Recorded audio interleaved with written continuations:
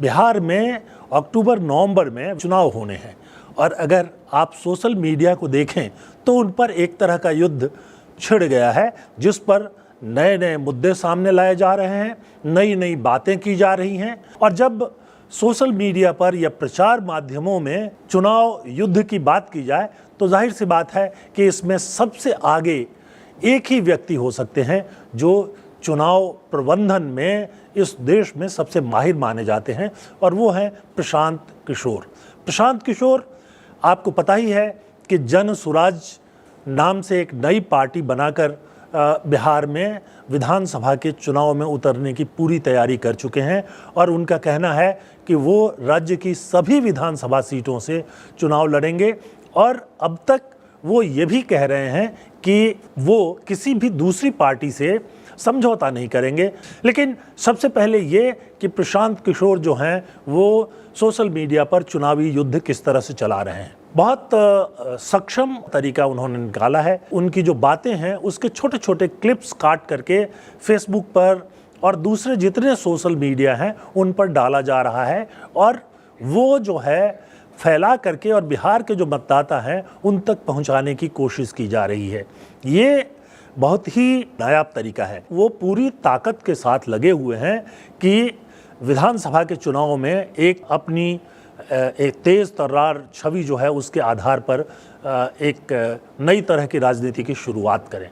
प्रशांत किशोर के जो वीडियो जारी किए जा रहे हैं उनमें कहीं भी जाति की बात नहीं होती है। वो सबसे पहला मुद्दा उठा रहे हैं शिक्षा की।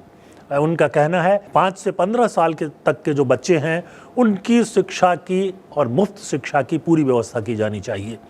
हालांकि जो बिहार सरकार है वो शिक्षा पर अभी बहुत कम ध्यान देती है और यह बात भी वो उठा रहे हैं कि बिहार के जो छात्र हैं वो ग्रेजुएशन के लिए अपनी पढ़ाई आगे बढ़ाने के लिए हाई स्कूल के बाद दूसरे राज्यों में चले जाते हैं। वो दिल्ली आते हैं, वो चेन्नई, बेंगलोर भी जा रहे हैं, वो राजस्थान भी जाते हैं, पुणे भी जाते हैं, मुंबई भी जा रहे हैं। और इसके लिए वो आरोप लगाते हैं कि जो बिहार की सरकार है उसने शिक्षा की उचित व्यवस्था नहीं की है। राज्य की सरकार के पास पैसे ही नहीं है और इसलिए वो शिक्षा पे खर्च नहीं करते।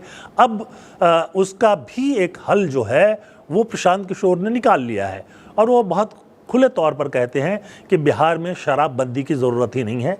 शराबबंदी के कारण प्रशांत किशोर के अनुसार बहुत सारी चीज़ें जो हैं बिगड़ी हैं, अपराध बढ़े हैं, बहुत सारे जो बच्चे हैं वो अवैध शराब के धंधे में और नशीली दवाओं के धंधे में जुट गए हैं। तो उनका कहना है कि शराब को खोल दिया जाए और उससे जो आमदनी होगी उसको पूरी तरह से शिक्षा पर खर्च कर दिया जाए। बात समझने लायक हो सकती है क्योंकि एक बात तो अपने अनुभव से भी मैं कह सकता हूं कि बिहार में शराब की बिक्री ख़त्म नहीं हुई है बल्कि कालाबाजारी हो रही है। आप को गांव-गांव में फ़ोन नंबर मिल जाएंगे और उस नंबर पर कॉल कीजिए और आपके घर पर शराब वो पहुंचा देते हैं। प्रशांत किशोर ये भी कह रहे हैं कि जो राज्य के लोगों को रोज़गार मिलना चाहिए वो मिला नहीं और उसके लिए वो कहते हैं कि रोज़गार देने का एक ही तरीका है कि जो नौजवान हैं उनको पूंजी उपलब्ध कराएं, पूंजी दें।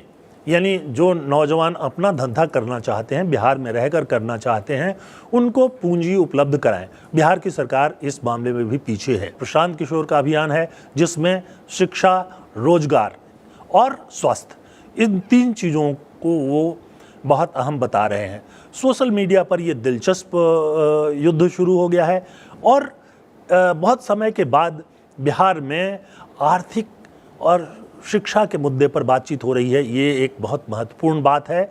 लेकिन बिहार जहां जातिवाद बहुत गहराई तक पसरा हुआ है, जहां जातिवाद से निकलना बहुत मुश्किल दिखाई देता है, वहां लोग किस तरह से रिस्पॉन्स करते हैं चुनाव में, इसके लिए तो अभी इंतज़ार करना पड़ेगा।